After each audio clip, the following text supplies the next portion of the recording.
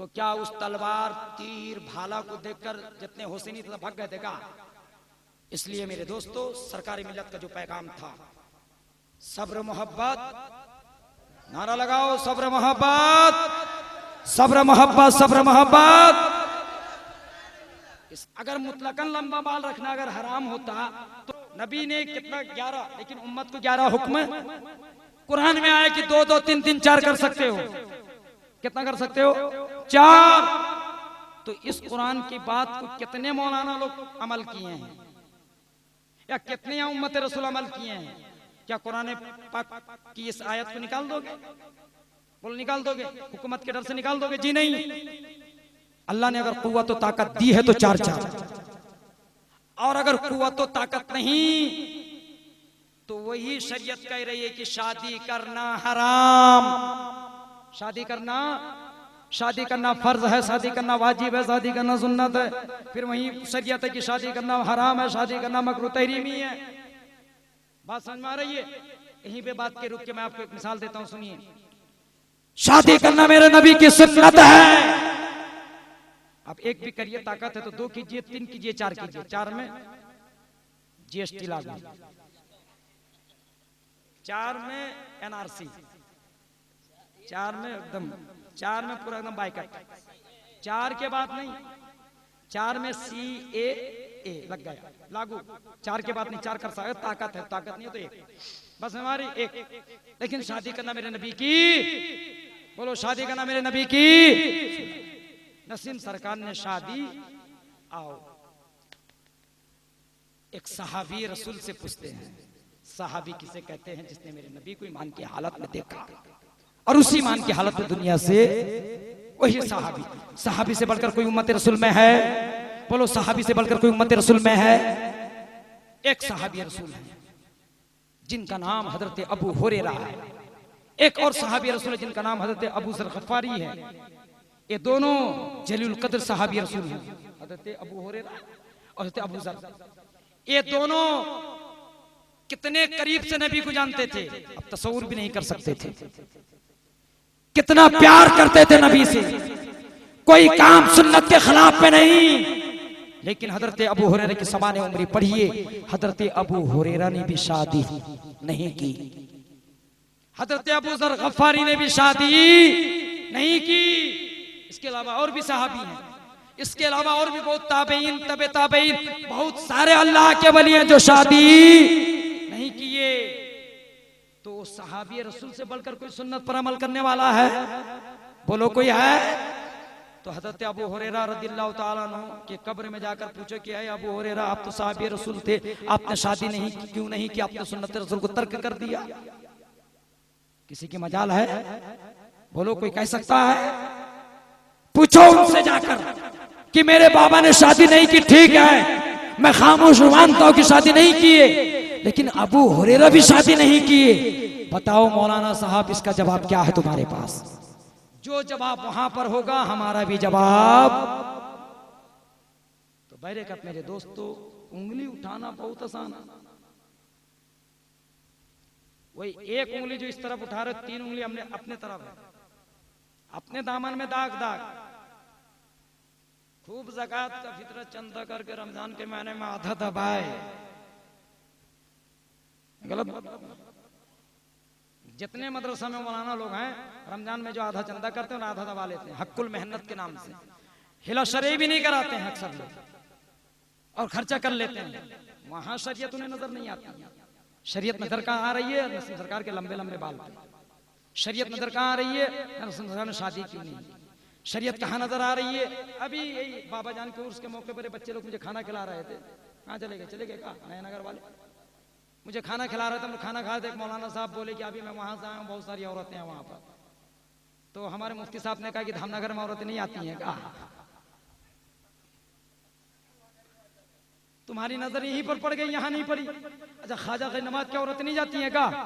अरे बोलो जाती है कि नहीं? बोलो। अरे बस से जाती हैं, पैक होकर। बस में नहीं जाती हैं क्या? अरे धामनगर से कितने बस जाते हैं? 6000 रुपए सीट का भाड़ा देकर, वो भी रास्ते में चले चले झगड़ा।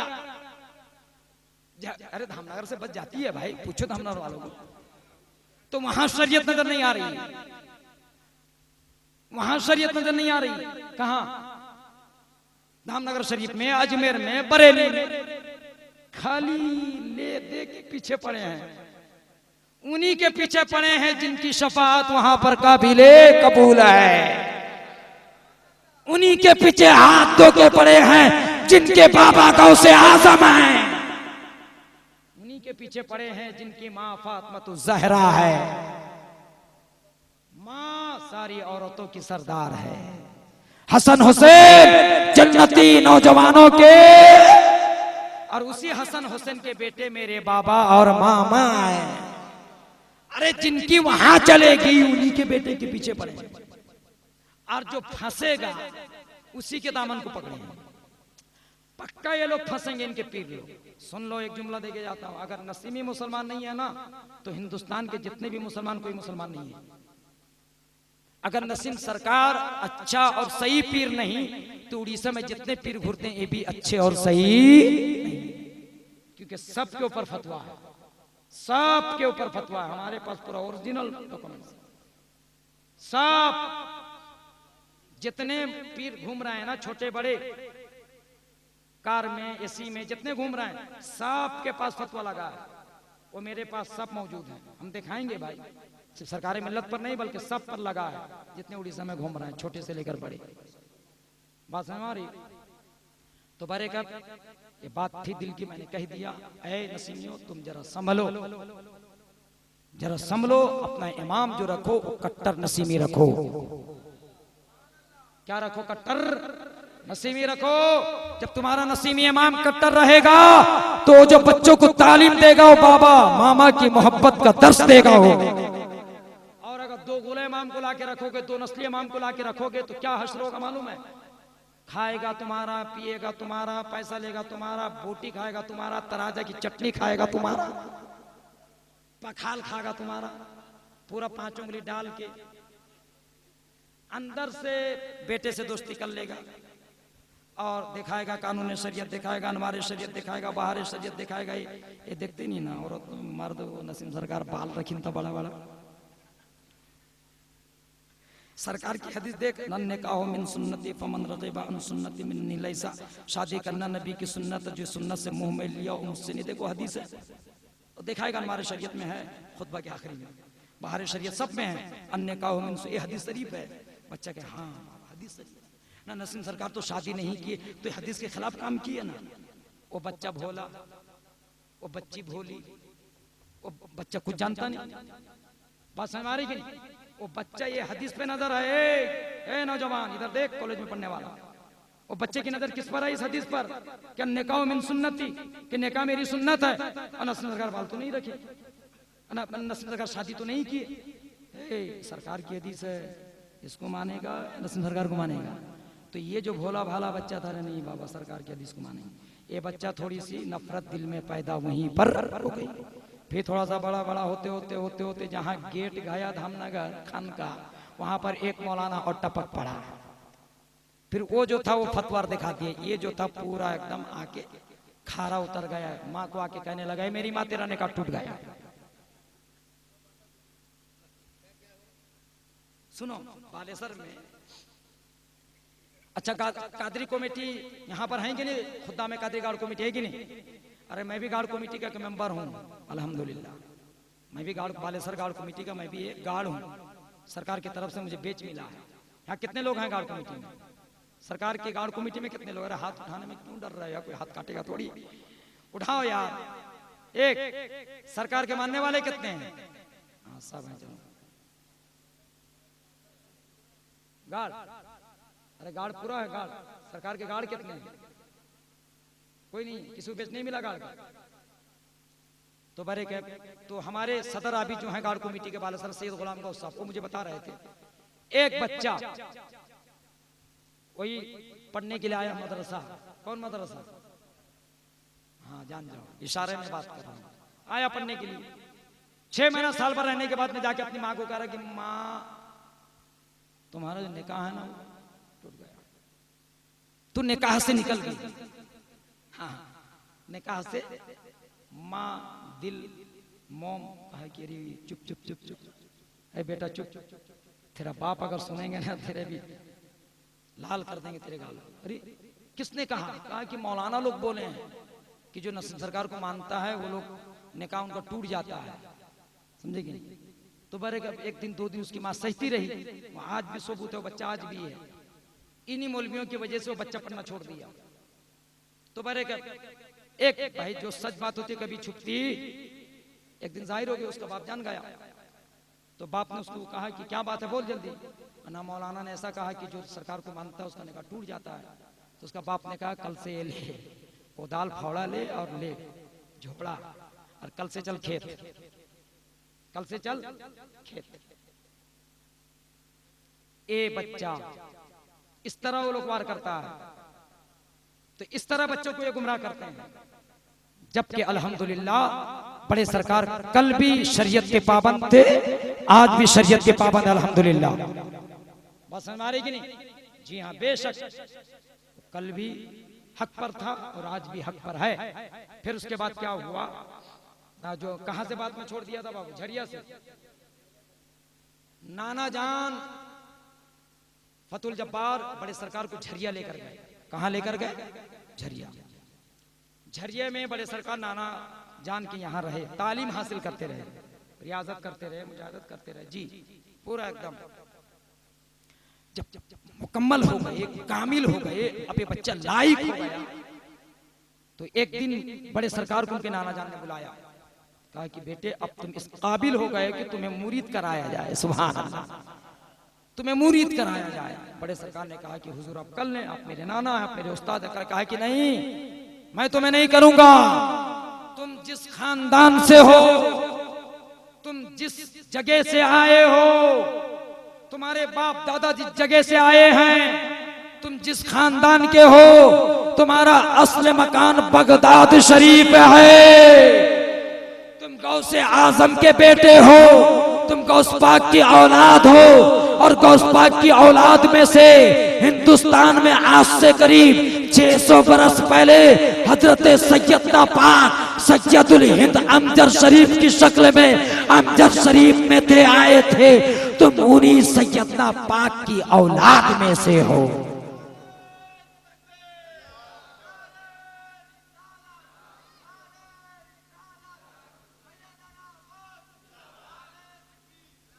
और उनके नाना जो थे ये सैयदना पाक की औलाद में से नहीं थे, जो शजरा पढ़ने के बाद में पता चलता है, क्योंकि उनके सैयदना पाक के 3 बेटे हैं। बड़े बेटे का नाम मोइनुल हक वद्दीन, मजले बेटे का नाम जलालुल हक वद्दीन, और 3 नंबर जो बेटे थे छोटे थे उनका नाम निजामुल हक वद्दीन। सैयदना पाक के कितने बेटे थे? क्या नाम? मोइनुद्दीन, जलालुद्दीन और निजामुद्दीन। बड़े बेटे जो मोइनुद्दीन थे उनकी औलाद अमजद शरीफ में बसी है, जिनके औलाद में से सैयद नैयर कादरी और आबिदुल कादरी हैं, जो बड़े पाक के यानी बड़े बेटे के जो बेटे नैयर बाबा और आबिद बाबा, और जो मजले बेटे जलालुल हक वद्दीन हैं, उनकी औलाद में से बड़े सरकार और छोटे सरकार। बस हमारी तो सैयदना पाक के एक बेटे गुजरे हैं शरफुद्दीन नैयर कादरी के दादा, जिनका नाम सैयदना अब्दुल रज़्ज़ाक कादरी है। क्या नाम है? सैयदना। वो उस वक्त वहां के सज्जादा नशीन थे, कहाँ के? अमजद शरीफ के। तो फतुल जब्बार कादरी रहमतुल्लाह तआला अलैह नसीम सरकार के हाथ को पकड़ के कहाँ लेकर गए? झरिया से। बोलो झरिया से, बोलो झरिया से। जैसे ही अमजद जाकर पहुंचे, जो सैयद शरफुद्दीन नैयर कादरी के दादा हुजूर अब्दुल रज़्ज़ाक थे, उन्होंने जैसे ही बड़े सरकार को देखा अल्हम्दुलिल्लाह खड़े हो गए। क्या होगा? जोर से बोलो, बोलो ना, क्या होगा? जोर से बोलो। खड़े हो गए। कहा कि बेटा आ, मैं तेरा ही इंतजार कर रहा था। आए बेटा, मैं तेरा ही। बड़े सरकार गए, जाकर उसूल के मुताबिक कदम को चूमा, हाथ दस्तबूसी किया, कहा कि आओ। मुझे इशारा हुआ बगदाद से कि मैं तुम्हें मुरीद कर लूं। सुभान अल्लाह, मैं तुम्हें क्या कर लूं? मुरीद। बड़े सरकार को आपने मुरीद कराया, और जो खिलाफत व इजाजत थी, जो आपके पास जो कुछ भी था इजाजत खिला, आपने बड़े सरकार को दिया, खिलाफत व इजाजत से नवाजा, और कहा कि ऐ नसीम अख्तर कादरी, देखो सैयदुल हिंद बगदाद से यहाँ आए, गौसे आजम जिलान से बगदाद गए, उसी तरह मौला अली मक्का और मदीना छोड़कर कहाँ गए? नजफ। मौला अली कहाँ गए? मक्का मदीना छोड़कर मौला अली कहाँ गए? नजफ गए। नजफ गए ना, वहां गए। इमाम हुसैन कहाँ गए? करबला गए। तो हमारे खानदान का उसूल है एक जगह रहना नहीं है। ऐ नसीम अख्तर कादरी, तुम्हें उड़ीसा का कुतुब बनाया जाता है, तुम्हें उड़ीसा का बादशाह बनाया जाता है, तुम्हें उड़ीसा का कुतुब बनाया जाता है। जाओ जाओ, तुम्हारे तकदीर में शायर बालासोर है, जाओ बालासोर चले जाओ, जहां मैं रहता था उसी गद्दी पे जाके तुम बैठ जाओ, बैठ जाओ। सुनो, तुम नहीं बैठोगे बल्कि तुम्हें गौसे आजम बैठाएंगे, और जिसे गौसे आजम बैठा दे उसे कोई आलू टमाटर बैगन उठा, बोलो उठा। तो हुजूर बड़े सरकार अपने पीरो मुर्शिद से इजाजत लिए, फिर उसके बाद अपने नाना जान फतुल जब्बार से खिलाफत इजाजत लिए। दोनों नाना जान और बाबा जान मुफ्ती साहब लाए उड़ीसा में। सबसे पहले जो बड़े सरकार उड़ीसा तशरीफ लाए, कहां? बोलो बाबू, कहां? बालासोर लाए। ठीक सुने हो ना, इसलिए जानते हो। पहले जो आए बालासोर, वो बालासोर शहर, चूंकि भद्रक पहले किस जिले में था? बालासोर से भद्रक निकला। फिर इतना काय टाइट होती है तो बहरे क्या, एक दिन बालेसर में रहे। कितना दिन रहे बड़े सरकार? उस वक्त बिल्कुल एकदम जवान थे, 20-25 साल की उम्र थी। फिर उसके बाद बड़े सरकार जो शेख शाही मस्जिद है उसके बगल में काजी इसहाक का घर है, अगल बगल में, उन्हीं के घर आए। काजी इसहाक के घर में एक मसनद लगी रहती थी, वो आज भी है। उस मसनद में उनके पीरो मुर्शिद सैयदना अब्दुल रज़्ज़ाक कादरी आया करते थे। उसी मसनद में आके बड़े सरकार बैठ गए। बस हमारी।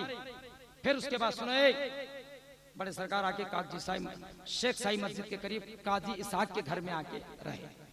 कुछ दिन के बाद मुजाहिदे मिल्लत को खबर मिली, किसी ने बताया कि औलादे गौसे आजम सैयदना पाक की औलाद अमजर शरीफ से आए हुए हैं सैयद नसीम अख्तर कादरी। मुजाहिदे मिल्लत को जब ये खबर मिली, मुजाहिदे मिल्लत तशरीफ लाए भद्रक काजी साहब के यहाँ, चूंकि काजी साहब के यहाँ मुजाहिदे मिल्लत के भी आना जाना रहता था। जब वहां आए, जब सरकारे मिल्लत पर नजर पड़ी मुजाहिदे मिल्लत की, वाह दिल बाग बाग हो गया। जिंदगी भर तक गौसे आजम का नारा लगाते रहे, तोशे का फातिहा करते रहे। उस गौसे आजम के बेटे को देखने के लिए वक्त का एक मुजाहिद जा रहा है। आलिम दीन गया और देखा, कदमों में गिर गए, कदम का बोसा लिया, हाथ को चूमा और मुसाफा किया, मुआनका किया, खूब रोए। कहा कि हुजूर आप यहीं पर रहें, यहीं पर आप रहें। फिर उसके बाद में बड़े सरकार वहीं पर रहे। फिर मुजाहिदे मिल्लत के मशूरे से फिर आप शेख साहिब मस्जिद में आए। तो जब से मस्जिद में रहे, आप रहे, फिर आखिरी वक्त में फिर जो आप शेख साहिब मस्जिद को भी जो है छोड़कर कहाँ चले गए? खानका शरीफ चले गए। फिर वहाँ ता हयात खानका शरीफ में रहे। फिर 24 सितंबर को बाद नमाज फजर 7 बजे के करीब में एक आफताब भद्रक की जमीन पे गुरूब हो गया। इन्ना लिल्लाहि व इन्ना इलैहि राजिऊन।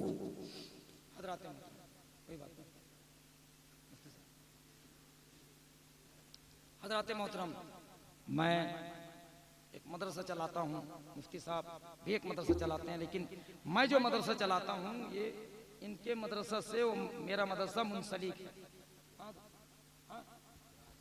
ब्रांच बालासोर और भद्रक में नसीमी मदरसा जो मरकजी मदरसा एक है वो है मुफ्ती गुलाम हैदर साहब जामियातुस सिद्दीक मदरसा हजरत अबू बकर सिद्दीक। हम नसीमियों का मुफ्ती यही है।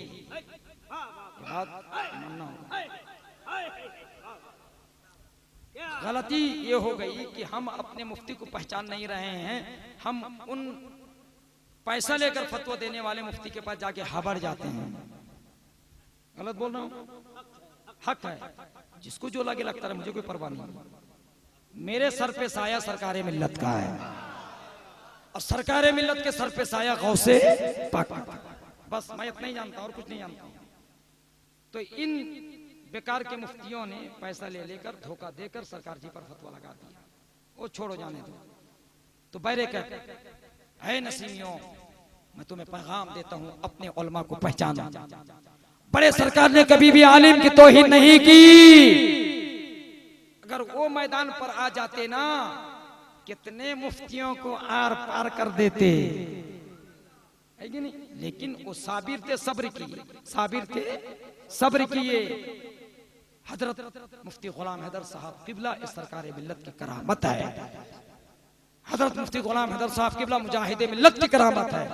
पढ़े तो है दारुल मुजाहिद मिल्लत में, इसमें कोई जो है ये नहीं, पढ़े तो है मुजाहिद मिल्लत के दरबार में, लेकिन मुजाहिद मिल्लत ने उनको तैयार किया सरकार मिल्लत के लिए। और वो मुजाहिद मिल्लत से वो उभरता हुआ वो मुफ्ती जब आता है मैदान पे, तो कितने बड़े बड़े के मुफ्ती के कलम जो है नीचे गिर जाते हैं। पूरे बालासोर भद्रक में अगर कुछ बात होती है, इख्तिलाफी बात, तो कानों में खबर आती है। जैसे कि गुलबहार ने उस दिन गवाही दी थी ज़खरी के जलसे में, कहा कि बुला लूं क्या मुफ्ती गुलाम हैदर को? कोई भी बात अगर होती है आपस में किसी भी मसले में, चाहे नसीबियों के अंदर हो, चाहे हबीबियों के अंदर में हो, कोई भी मसले में अगर जब एक दूसरे पर अगर बात अगर आती है, अच्छा कुनी इज्जत की बात आती है, तो अगला आदमी कहता है ज़खरी के मौलाना को बुलाऊं क्या? ज़खरी के मुफ्ती साहब को बुलाऊं क्या? जहां ज़खरी के मुफ्ती साहब का नाम आता है, अगला आदमी दुम दबा के भागता। बात समझ में आ रही कि नहीं? ये अभी कोई साहब कह रहे थे मुझे, शायद यहीं पर या कहीं और सफर में, तो मैं नंदीग्राम से आई रहा हूं। एक साहब कह रहे थे कि ऐसी ऐसी बात हुई, कई लोग मुफ्ती साहब का हवाला देने लगे और मुफ्तियों का, लेकिन मैं खड़ा हो गया कि ठीक है, हमारे तुम किसी भी मुफ्ती को लाओ, मेरा मुफ्ती एक रहेगा, वो है फैजान हैदर यानी गुलाम हैदर। जब मुफ्ती गुलाम हैदर की बात आई, तो अगले जो चेमी गोइयां कर रहे थे कहा कि अब नहीं, खामोश हो गए, खामोश हो गए। क्यों? ना मुफ्ती गुलाम हैदर पैसा लेकर फतवा देता नहीं है, पैसा लेकर फतवा देता नहीं। इसी धामनगर में एक मुफ्ती हैं जो सरकारी नौकरी करते हैं, बगैर पैसा लिए वो फतवा देते नहीं है। बात समझ में आ रही कि नहीं? हाँ, बगैर पैसा लिए वो फतवा देते नहीं है। हमें ऐसे लोगों के पास जाना नहीं है जो देखो सरकार मिल्लत जिंदगी भर तक रहे, कभी किसी से चंदा लिया, कभी ज़कात लिया, कभी फितरा लिया, बल्कि जितने लोग जाते रहे उसे देते रहे, देते रहे, देते रहे, देते रहे। बीमार भी गए, अच्छा कर दिया। कितनी करामतें सुनोगे, एक दिन बुलाओ मुझे सिर्फ करामत सुनने के लिए। मेरे सीने पे बड़े सरकार की 111 करामतें हैं, 111 करामतें मेरे सीने पर। किसी दिन वक्त अगर मिला तो सिर्फ मैं करामत में सुनाऊंगा। आज माहौल पैदा हो गया था, इसलिए मैंने अपने मिजाज को जो चेंज कर दिया, वरना मैं तो आया था सिर्फ करामत सुनाने के लिए। पहले गए उन तमाम करामतों में जो एक सबसे आला करामत है, आलिम की शक्ल में सरकार मिल्लत ने जो नसीमियों को दिया है, वो गुलाम हैदर की शक्ल में दिया है, आलिम की शक्ल में दिया है, इल्म की शक्ल में दिया है, इफ्ता की शक्ल में दिया है, मुफ्ती की शक्ल में दिया है, सैयदुल इंतजारुल इफ्ता की शक्ल में दिया है, काजी की शक्ल में दिया है। आए लोगों, तमाम नसीमियों को गुमराह कहा जा रहा था, काफिर कहा जा रहा था, नसीमियों के ज़बैया को हराम कहा जा रहा था, लेकिन एक चिराग उठा ज़खरी की सरजमीन से जो सारे चिराग को बुझा दिया, सारे दीप को बुझा दिया। उसने कहा नहीं, हराम करो, हराम करो नहीं। नसीमी कल भी मुसलमान थे, आज भी मुसलमान है। नसीमियों का ज़बैया कल भी हलाल था और आज भी हलाल है। वो एक मुफ्ती उभर के उठा जिसका नाम है मुफ्ती गुलाम हैदर। अगर इनका ज़बैया अगर हलाल नहीं, इस नसीमियों का ज़बैया हलाल नहीं, तो फिर किसी भी पीर के मुरीदों का ज़बैया हलाल नहीं।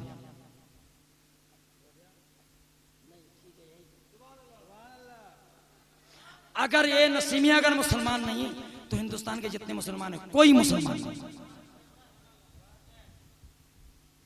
अल्हम्दुलिल्लाह, अल्हम्दुलिल्लाह। इसलिए मैं कहता हूं बड़े सरकार के, हाँ, जब नसीम सरकार से बैत होना जब जायज नहीं, बहुत सारे लोग कहते हैं ना, एक अभी तो वो मिसाल दिया था ना, एक मौलवी कहा था ना हमारा कि बाबा का मुझे तोड़, अगर मैं तो बोल दिया था कि कि अगर नसीम सरकार का मुरीद अगर होना अगर जायज नहीं, उनसे मुरीद होना अगर जायज नहीं, तो उड़ीसा के किसी पीर से मुरीद होना जायज नहीं है। ये मेरा फतवा है यार। मुफ्ती साहब ने 25 लाख का चैलेंज किया और मैं अपने हैसियत के मुताबिक कितना लाख का चैलेंज किया। वो दोनों चचा दो मलदार हैं, उठिए क्या सौदागर साहब खड़े हुई, क्या नाम ताहि, ये दोनों को मैं विचार दिया हूँ, वो फैसला करके देंगे। कल जाएंगे वहाँ मदरसा के सेक्रेटरी के पास जाएंगे। और सुनिए, डरेगी डरोगे? बोले डरेंगे किसी से? बेशक भद्रक में नसीम सरकार का कोई नहीं था, ना उनका बाप था, ना उनकी माँ थी, ना उनका भाई था, कोई नहीं था, तन्हा तन्हा था। लेकिन एक उनका सहारा था, उनका बाबा गौसे आजम था, जो सब पर भारी आ गए। जुल्म करने वालों ने जुल्म किया, सताने वालों ने उनको सताया, लेकिन गौसे आजम का बेटा जिंदगी सब्र करता रहा, सब्र करता रहा, ऊ की चू कुछ नहीं बोला, इतना बोलता रहा। और बगदाद की तरफ हाथ को फैलाकर आंखों से आंसू निकाल कर कहता रहा, मेरा गौस फैसला करेगा, मेरा गौस फैसला करेगा, मेरा गौस फैसला करेगा। बाहर है मेरा गौस। ऐसा फैसला किया, ऐसा फैसला किया कि उसी दारुल मुजाहिद मिल्लत से मुफ्ती गुलाम हैदर की शक्ल में नसीमियों को एक तोहफा दे दिया। नसीम मुफ्ती गुलाम हैदर कल भी हमारा मोहसिन था, आज भी हमारा मोहसिन है, चाहे कोई माने या। गौसे आजम की करामत, मुजाहिद मिल्लत की करामत है। तो लिहाजा मेरे दोस्तों, मेरे बुजुर्गों, मेरे साथियों, मैं आज आपसे सरकारे मिल्लत के नाम से जो मदरसा स्कूल जो चला रहे हैं मुफ्ती साहब, सरकारे मिल्लत इंग्लिश मीडियम हाई स्कूल, सैयदुल हिंद दारुल इफ्ता, उनके नाना के नाम से सैयदुल हिंद दारुल इफ्ता, और 6-7 जगहों पर सरकारे मिल्लत दारुल उलूम, सुभान अल्लाह। एक सोरो में, एक सहसपुरा में, एक बस्ता में, और एक कहां पर रुफसा में, नंदीग्राम में, कादरिया में, इस तरह करके 6-7 जगह दारुल उलूम सरकारे मिल्लत। क्या मिल्लत? दारुल उलूम सरकारे मिल्लत। सोरो में 6-7 लाख की जमीन देखी गई, सासपुरा में 2 लाख की जमीन देखी गई, उसी तरह बस्ता में, उसी तरह रुफसा में, उसी तरह नंदीग्राम में। आज तो मुफ्ती साहब अपने जेब खास से उन लोगों को 50,000 रुपए देख रहा है। क्या 1000 रुपया? साथ में हम लोग थे। 50,000 रुपया, 20,000 रुपये नकद दिया और कहा कि 30,000 रुपये ट्रांसफर कर दूंगा मैं। किसके लिए? सरकार दारुल सरकारे मिल्लत के लिए। वो नंदीग्राम, वो कालंदी, वो काथी, जहां बाबा जाया करते थे, जहां बाबा, वहां पर एक क्यों ना, अगर ये हमारे मदरसे रहेंगे, हमारे मौलाना जहां भी जाएंगे तो बच्चे वहां पर पढ़ेंगे, तो मिजाज उनका नसीमी होगा, मिजाज उनका नसीमी होगा, मिजाज उनका कादरी होगा। वरना तुम आयरे गहरे नत्थु के मदरसे में पढ़ाओगे तो वो भी आके कहेगा माँ तेरा निकाह टूट गया। बस हमारे की नहीं। इसलिए भद्रक के नौजवानों, तुम साथ दो मुफ्ती साहब, साथ दो मुफ्ती साहब का। मुजाहिद मिल्लत जब इलाहाबाद में पढ़ते थे, पढ़ने के जमाने में माँ के पास आए, कहा कि माँ कुछ पैसा चाहिए, एक कारखाना बनाऊंगा। क्या बनाऊंगा? कारखाना। तो अम्मा ने कहा कि बेटा कारखाना, तू तो एक आलिम है, मौलाना, क्या काम देगा वो कारखाना? कहा कि ऐसा कारखाना बनाऊंगा जो यहाँ भी फायदा है और मरने के बाद भी। मुजाहिद मिल्लत की अम्मा ने छोटे बेटे कारी मुजीब रहमान को कह दिया कि जमीन बेचकर जो पैसा दे दो। मुजाहिद ने पैसा लेकर चले गए। जाकर वहां पर क्या किया? नहीं, एक मस्जिद को आबाद किया, मस्जिद आजम को, और उसी मस्जिद के सहन पर एक मदरसा कायम किया जिसका नाम जामिया हबीबिया है। वो कारखाना की शक्ल में तैयार किया। जब माँ को पता चला कि मेरा बेटा कारखाना, दुनिया कोई कारखाना नहीं बल्कि वो मदरसा तैयार किया है, तब उनकी माँ ने आंचल उठा के रब्बे कदीर की बारगाह में दुआ दी थी, ऐ मेरे बेटा, ऐ मेरे मौला, ऐ मेरे परवरदिगार, तू मेरे बेटे को हर जगह कामयाब करना, हर जगह कामयाब करना। तो बताओ मुजाहिद मिल्लत हर मैदान में कामयाब हुए या नहीं हुए? सियासत के मैदान में देख लो मुजाहिद एक नंबर, वलायत के मैदान पे देख लो मुजाहिद, कोई जवाब नहीं। इल्मी मैदान में देख लो मुजाहिद कोई जवाब नहीं, मुनाजरा के मैदान में देख लो मुजाहिद का कोई जवाब नहीं। कोई जवाब है तो मुजाहिद मिल्लत की माँ ने भी पैसा दी जमीन बेचकर, किस लिए? जामिया हबीबिया। उस जामिया हबीबिया से एक आलिम बनकर निकले, मैं भी उसी जामिया का हूँ। कितने लोग बड़े बड़े आलिम बनकर निकले हैं, अल्हम्दुलिल्लाह। आलिम बन के निकले तब तो तुम्हें नमाज पढ़ा रहे हैं भाई, तब तो वजू मसला से पता नहीं कि नहीं, बहरे का है। सरकार मिल्लत की जो खानका है वो रूहानी खानका है। नसीमियों तुम्हारा जो मरकज इल्मी मरकज बनेगा वो है ज़ग़री, वो है बालासर, वो है जामिया तो सिद्दीक है। इसलिए मेरे दोस्तों